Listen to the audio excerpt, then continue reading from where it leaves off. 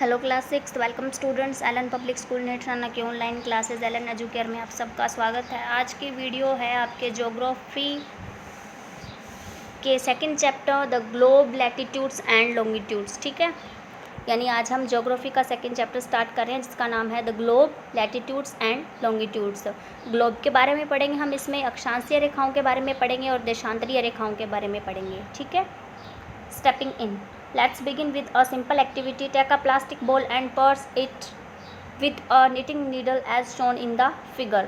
एक प्लास्टिक की बॉल लेनी है और इसे मतलब इसके अंदर छेद करना है एक जो बुनाई वाली सुई होती है, नीडल होती है, उससे, जैसा कि इस फोटो में दिखाया गया, जैसा इसमें दिखाया गया। The 2 points on the ball through which the needle passes can be taken as the north pole top and the south pole bottom respectively. जो 2 पॉइंट्स जहाँ से ये नीडल, इस तरीके से ये वाला पॉइंट और ये वाला पॉइंट, जहाँ से ये नीडल पास होती है इस बॉल के अंदर से, उसका जो टॉप की तरफ है उसे नॉर्थ पोल मानिए और जो बॉटम में नीचे की तरफ है उसे साउथ पोल मानिए। Hold the bottom of the needle and spin the ball from west to east. अब जो बॉटम है इस नीडल का, ये वाला हिस्सा, इसे पकड़िए और फिर इस बॉल को स्पिन करिए, घुमाइए वेस्ट से ईस्ट की तरफ। The knitting needle can be considered the axis around which the earth rotates.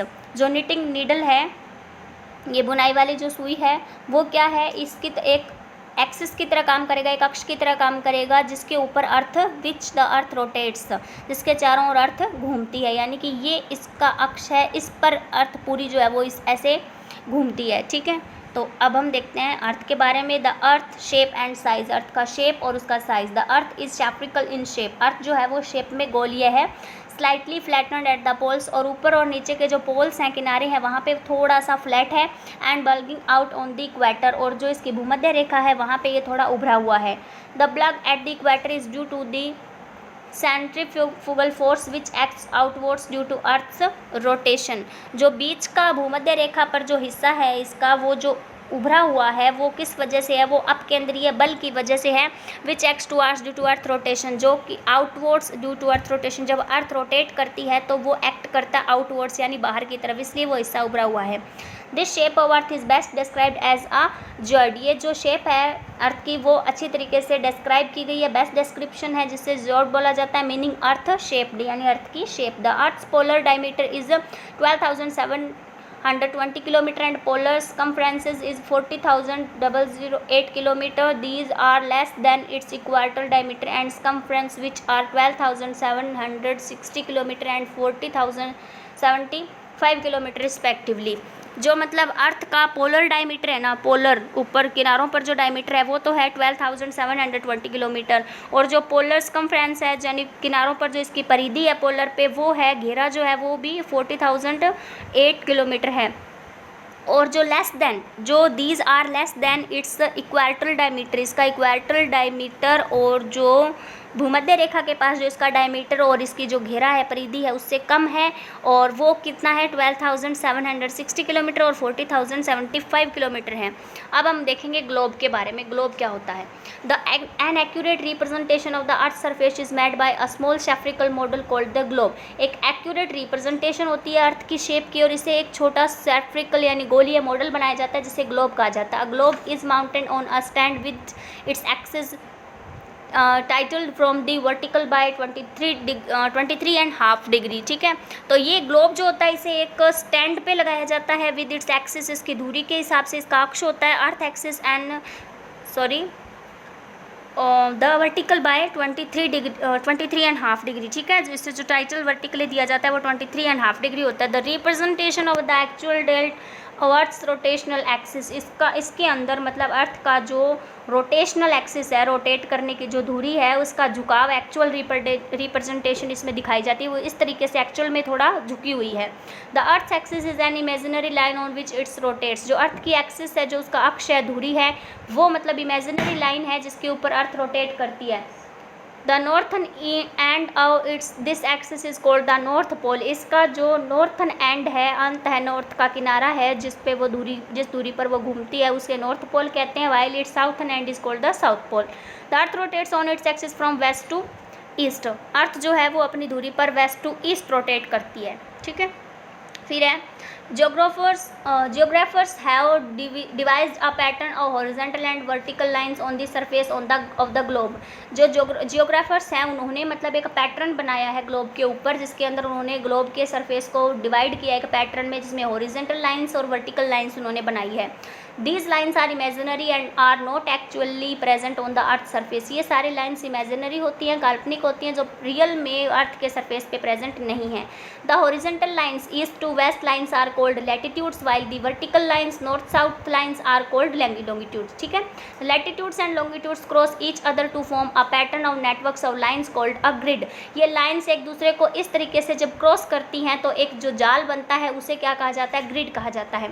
These lines help us to locate places on maps accurately। ये लाइन्स हमें हेल्प करती हैं कि हम मैप में एक्यूरेटली किसी प्लेस को कैसे लोकेट करेंगे, इसमें हेल्प होती है इन लाइनों से। Lines of latitude, latitude of a place gives the angular distance between the equator and any point north or south of it on the surface of the earth। जो latitude होता है यानी कि जो अक्षांशीय रेखाएं होती हैं वो हमें एक एंगुलर डिस्टेंस देती है, किसके बीच में, इक्वेटर के बीच में यानी भूमध्य रेखा के बीच में, और जो नॉर्थ और साउथ के जो पॉइंट्स हैं यानी ये वाला और ये वाला जो पॉइंट्स हैं इनके बीच में एक्यूरेट डिस्टेंस देती हैं, एंगुलर डिस्टेंस देती हैं पृथ्वी के सरफेस पे। This distance is measured in degrees north और साउथ ऑफ द इक्वेटर। इस डिस्टेंस को यानी इस दूरी को किस में नापा जाता है, डिग्रीज में नापा जाता है, नॉर्थ और साउथ इक्वेटर्स। नॉर्थ मतलब भूमध्य रेखा से नॉर्थ की तरफ और भूमध्य रेखा से साउथ की तरफ। The angle of measurement is formed at the centre of the अर्थ। जो एंगल है मेजरमेंट का वो कहाँ से बनता है, अर्थ के सेंटर से बनता है यानी केंद्र भाग से बनता है। Latitudes are also called parallels. ये अक्षांशीय रेखाओं को पैरेलल्स भी कहा जाता है, since they are drawn parallel to the equator. जब ये कहाँ से ड्रॉ की जाती है, इक्वेटर से, यानी अक्षांशीय यहाँ भूमध्य रेखा से जब वो शुरू की जाती है तो उन्हें पैरेलल बोला जाता है इससे। ठीक है, उसके बाद है latitudes are full circles which become smaller as we move closer to the poles। here latitude diminishes to mere points. Latitude होते हैं वो फुल सर्कल होते हैं यानी इस तरीके से आगे और पीछे इस तरफ से आएंगे ना ऐसे, तो ये क्या बनाता है, एक पूरा सर्कल बनाता है ऐसे इस अर्थ के। ठीक है, तो फुल सर्कल होते हैं जो ये क्या होते जाते हैं, मतलब जैसे जैसे हम पोल की तरफ यानी इन किनारों की तरफ बढ़ते हैं वैसे वैसे ये स्मॉलर होते जाते हैं, छोटे होते जाते हैं। ठीक है, 90 lines of latitude lie in the north hemisphere while 90 latitude lines lie in the southern hemisphere. यानी ये इसका नॉर्थन हेमिस्फीयर है और ये यानी बीच में भूमध्य रेखा होती है, ऊपर वाला तो नॉर्थन हिस्सा और नीचे वाला साउथ है, तो ऊपर वाले में भी 90 लाइन्स होती हैं और नीचे वाले में भी 90 लाइन्स होती हैं। ठीक है, अब है इंपॉर्टेंट पैरेलल्स। जैसे the important parallels are as follows. जैसे फर्स्ट है द इक्वेटर 0 डिग्री लैटिट्यूड, यानी ये जो बीच वाला होता है ये यहाँ दिखा रखा है, ये इक्वेटर 0 डिग्री होता है। The tropical sensor 23.5 degree north, ये ट्रॉपिकल और सेंसर ये रहा जो 23.5 नॉर्थ में है। ट्रॉपिक ऑफ कैप्रिकॉर्न ये वाला है 23.5 डिग्री साउथ में।